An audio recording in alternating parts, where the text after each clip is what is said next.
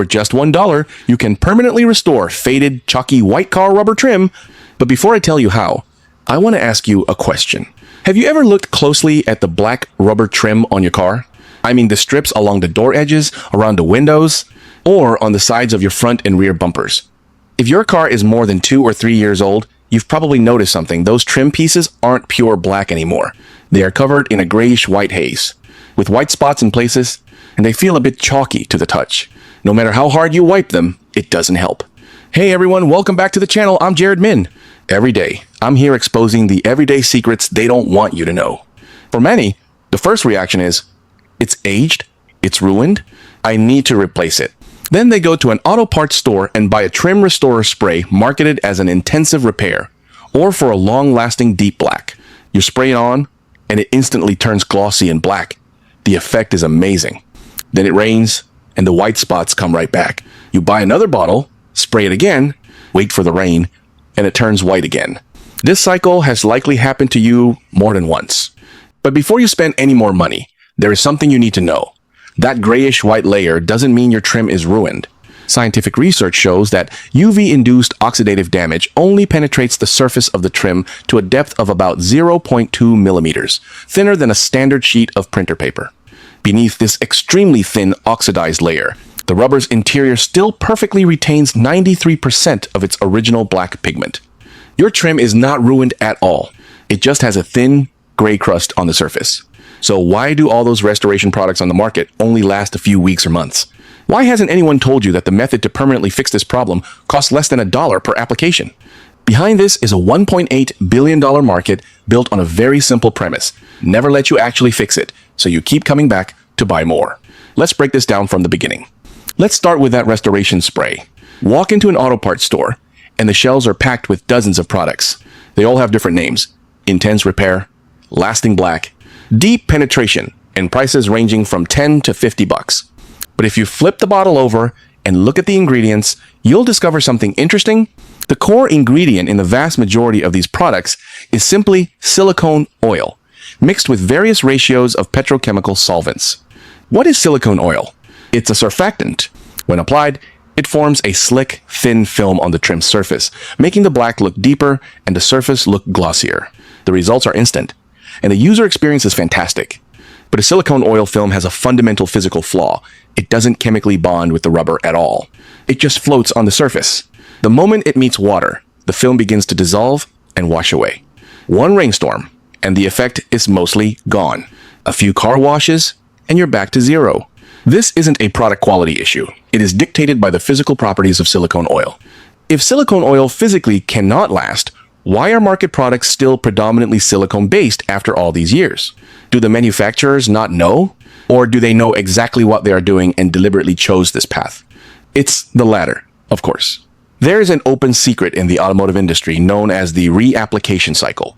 The core design logic of these products isn't to fix the problem completely, but to give you the illusion of a fix, only for it to precisely fail in 4 to 6 weeks, driving you to buy it again next month. Through this mechanism of constant failure and repurchase, a $12.99 bottle of restorer spray can cost an average car owner over $130 a year. If you opt for an auto detailing shop, a single restoration service starts at $150, while the so-called professional-grade supplies they use usually cost less than $5. A profit margin of 3,000% is not an exaggeration. It's the reality of the industry. The global auto detailing market is worth $14 billion annually, and the trim restoration submarket alone accounts for $1.8 billion. What sustains this number isn't a technological barrier or a proprietary formula, but the consumer's persistent misunderstanding of why the trim keeps deteriorating. Once the truth is known, this market ceases to exist. Therefore, the truth must remain hidden. To understand why these products only treat the symptoms and not the root cause, you first need to understand why the trim is black in the first place and why it turns white. Natural rubber is intrinsically translucent, slightly beige, and structurally very fragile. If exposed directly to sunlight, it will begin to crack within weeks and eventually disintegrate completely. In 1922, Goodyear's scientific experiments uncovered a crucial material, carbon black.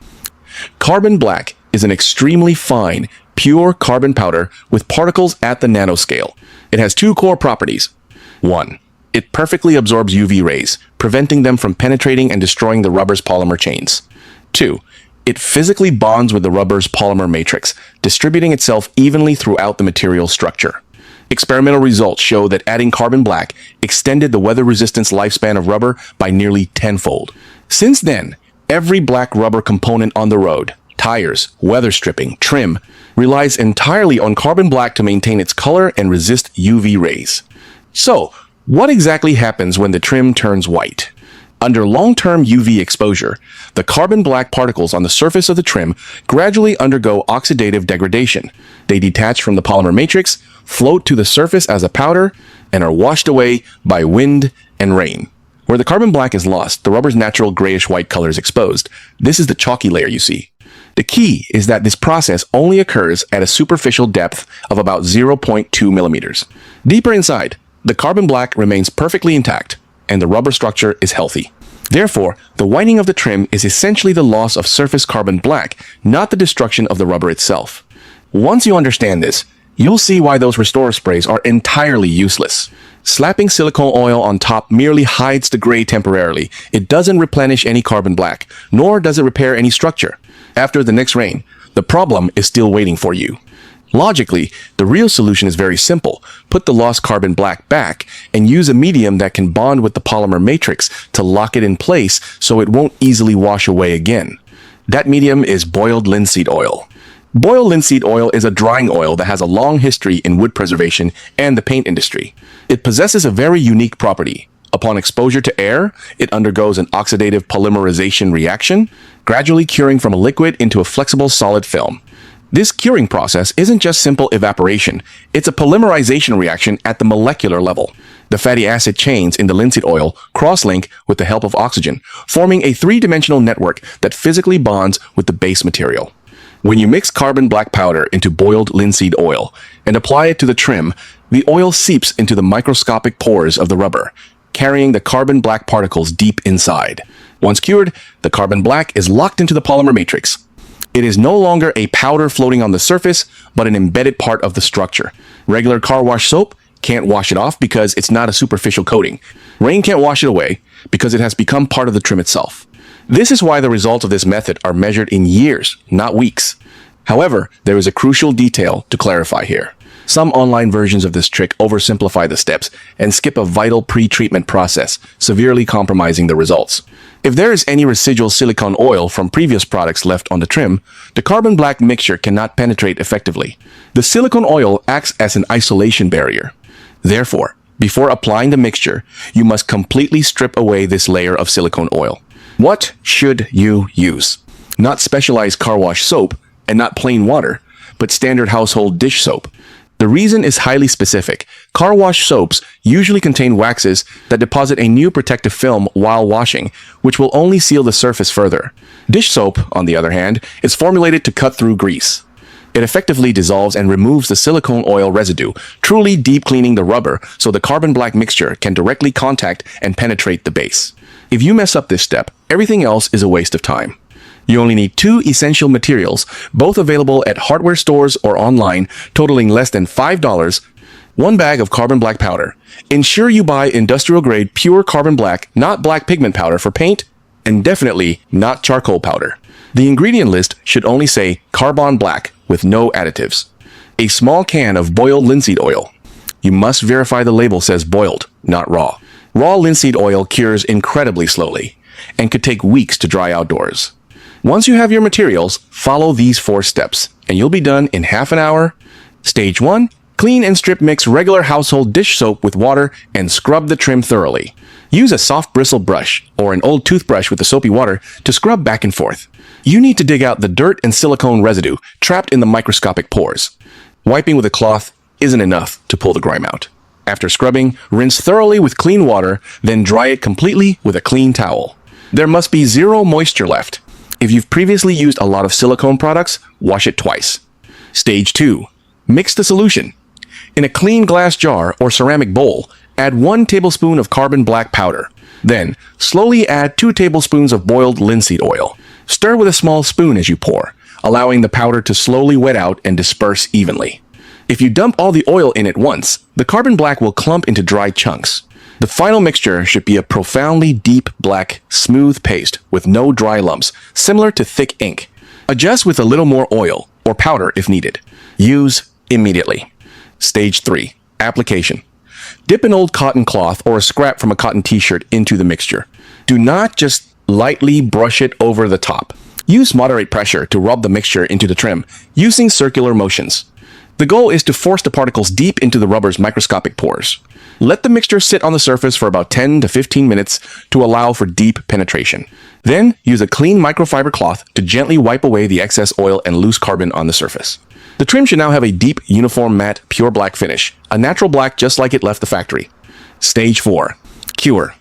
Let the trim cure naturally outdoors for 24 hours. During this window, do not wash the car and keep it out of the rain. Try to park in a shaded, well-ventilated area to allow the oxidative polymerization to occur properly. After 24 hours, the cure is largely complete. What is the total cost of this method? A 50-gram bag of carbon black powder is about $2 to $3 online. A small can of boiled linseed oil is about $3 to $5. Combined, you're looking at $5 to $8 for materials that can be used multiple times and will last for over 2 years per application. Compare that to buying a $12.99 spray every month or paying $150 at a detailing shop every few months. Over a decade, the difference is thousands of dollars. Neither carbon black nor boiled linseed oil are new inventions. Their properties and mechanisms are clearly documented in materials science textbooks. But when you walk into an auto parts store, nobody is going to tell you this. A $1.8 billion market built on repeat consumption doesn't want a permanent solution. But the principles of material science don't disappear just because someone wants to hide them. The trim turns white because it loses carbon black. Replenish the carbon black, bind it with boiled linseed oil, and the trim turns black again. This logical chain has held true since 1922, and it remains true today.